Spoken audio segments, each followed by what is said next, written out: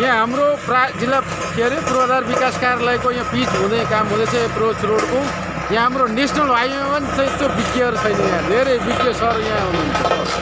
यहाँ हेर्नुहोस् सञ्जय सर एकदम मेहनत गरिराख्नु भएको छ। यहाँ हाम्रो यहाँ रोलर छ, त्यसै यहाँ सरहरू थुप्रैजना हुनुहुन्छ। यहाँ हामी यहाँ पिच गर्दैछौँ। ल हाम्रो यहाँ कुलानन इन्जिनियर साहब हुनुहुन्छ। यहाँ एकदम हाम्रो पिचको लेबरले काम हुँदैछ। यहाँ एकदम नेसनल हाइवेमा पनि यतिको इन्जिनियरहरू हुनुहुन्छ। हाकिम साहब पनि आउनु भएको छैन, अहिले आइहाल्नुहुन्छ उहाँ पनि। ल हामी यहाँ काम गर्दैछौँ।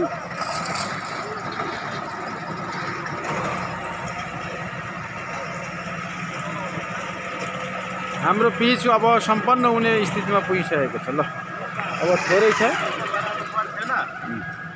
थोरै छ अब हाम्रो काम सकिएको छ अब लगभग।